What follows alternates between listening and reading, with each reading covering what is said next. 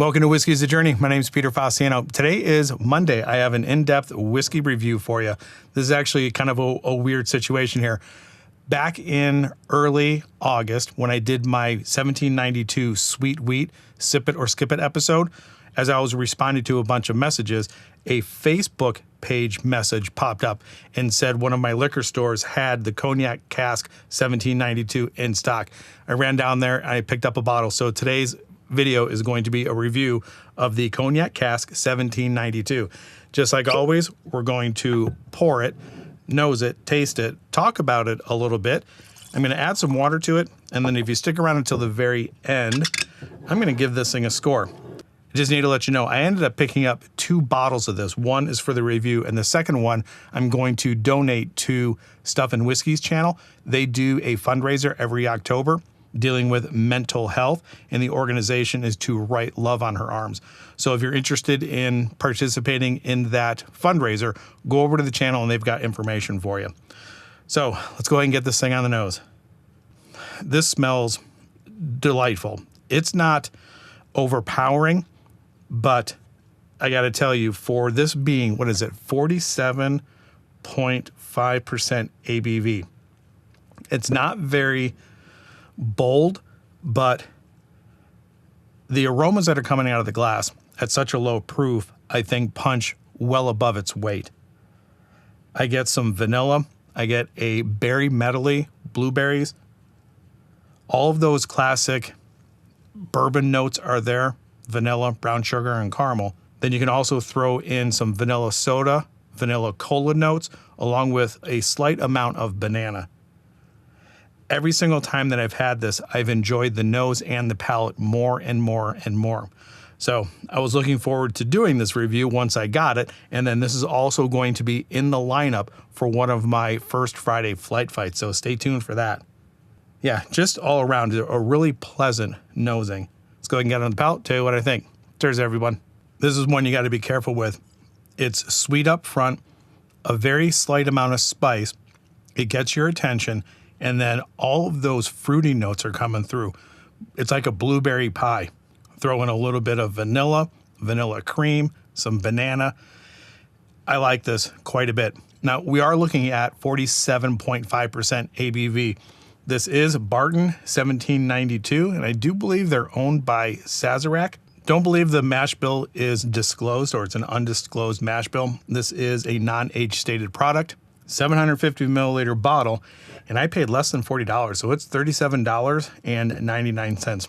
That's before tax. Every time I give you a price, it's always before tax. I'm sitting here, that finish is rather long. Again, I do want to stress, this is not an in-your-face, blow-your-palate out, high-proof pour. But I think because of all of the flavors and the concentration of flavors that we have here, I think this is going to rank really high, and it really did take me by surprise as far as how low proof it is and how much flavor it actually has. Now, is it the best thing in the world? No. I mean, I definitely have to make sure that I stress that. This is not a blow your socks off type of pour, but it has character, it has depth, it has concentration of flavors, it's low proof, and it's very inexpensive, relatively inexpensive. I know price, is relative for everybody, but I think this punches well above its weight in all categories. Price, flavor, depth, character, all of that. All right, that was the first sip. Let me get a second sip in. Usually they tend to be a little bit more spicy on that second sip. I get a little bit more oak presence, but I want to see if this finish is actually finishing the way that I think it is right now. So let's get that second sip in. Absolutely, this is dessert in a glass. Sweet, low amounts of spice, blueberry, berry medley, vanilla, vanilla cola notes, slight amount of banana. That second sip is a little bit more spice forward than the first sip, and I kind of expected that to happen. There's a little bit more oak now settling in on the side of the tongue and sinking underneath. I'd say that the finish is medium. It doesn't fall off a cliff. It lingers around, and because it's such a low proof pour, you want to go in for a second, third, and fourth, and fifth sip rather quick. So this I can see sipping pretty quickly. And I like how well-rounded it is. how well developed it is and how each of those individual flavors hit the palate in different times and just kind of reveals itself as it's going from the arrival to mid palate to finish. All right, so what I'm going to do now is add a little bit of water to this. I really don't think it's going to hold up well to the water just because of the proof that it's coming in at. But I do want to talk a little bit about Barton 1792. I want to talk about the Thomas S. More line and where this is actually going in the future. It's actually going to be more of me posing a question to you than having definitive information. So the brand name 1792 is the year Kentucky became a state. And the founder of 1792 was Thomas S. More. And I do believe that was in I got to look at my notes, but that was in 1879. Now I bring Thomas S. More up because that's going to be part of the conversation that we have based on the cask finishing. If my information is incorrect here, please be kind and correct me in the comments down below. I think the only other cask finish of the 1792 line was the port finish in 2015. And then I believe this is the next one that they've had. Now, the brand 1792 or the distillery came out with their premium brand line, which was the Thomas S. More line or the Thomas S. More. That was their premium, their ultra premium brand. 2020, they came out with their first 3 cask finishing, or 2021 came out with their first cask finishing. And I do believe that was the port, the Cabernet Sauvignon, and the Chardonnay cask finishing.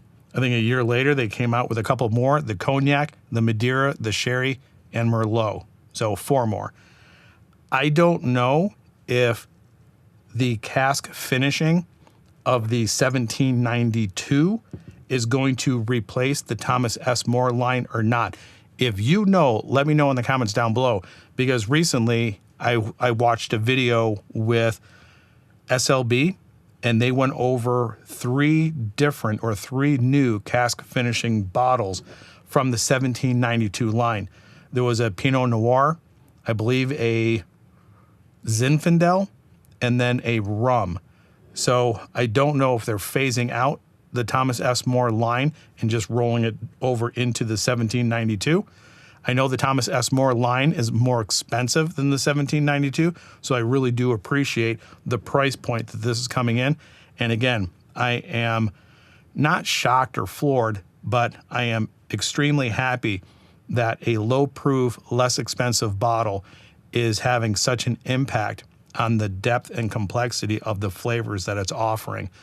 So if you have anything else to add about the 1792 line or the Thomas S. More line, please let me know in the comments down below. I'm sure the viewers of the channel will be happy to read through that. All right, hopefully that has enough time for the water to do its thing. Let's go ahead and get it on the nose, on the palate one more time, and then give this thing a score. There's more caramel coming out of the glass with the water. The nuances of the vanilla cola note and the banana, the blueberry notes are now, I think, pretty much gone. I'm just left with caramel, vanilla, and a little bit of spice. That's about it. So let's go ahead and get it on the palate. All right, that's interesting. On the palate, I think those flavors are holding up. Blueberry, berries, vanilla, a little bit of honey. I'm not getting much caramel at all. And there is still a good amount of spice and oak presence with that water. I'm surprised that this is holding up with the amount of water that I added. I'm not too fond of the nose with the water, but I think it held up pretty good with the water on the palate. So what do I think of this as far as a score goes? If you're new here, I rate everything out of 5 stars. Because of the price, the overall experience, the concentration of flavor, how well this is developed, it's packing a flavor punch even at the low proof. I'm going to give this a 4. And I have to explain here. I'm putting in overall value. Keep in mind, this is a $40 bottle that is packing so much flavor into the glass that I think I have to put value into my score. Again, it's not a bourbon that's going to blow you away. The concentration of flavors are not something like a Russell's 15 or something like that, so don't get me wrong. But the flavors that are here for a low proof pour that I've said multiple times, I think is phenomenal. So because of that, I'm giving this a 4. Let me know in the comments if you have had this. What do you think about it? Of everything that's in the 1792 profile of their lineup, like the sweet wheat and the 12 and the high rye, the port finish, if you actually have the port finish, anything in their lineup, they're bottled and bond, they're single barrel, they're full proof. Let me know which one you gravitate more towards in that line, or if 1792 is a brand that you just don't particularly pay attention to. And before I let everybody go, I do want to let you know that this is my last Monday video before my August giveaway is over.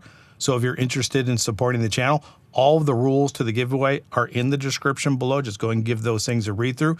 If you've made it this far and you've not subscribed to the channel and you like what I'm doing here, do me a favor, subscribe to the channel.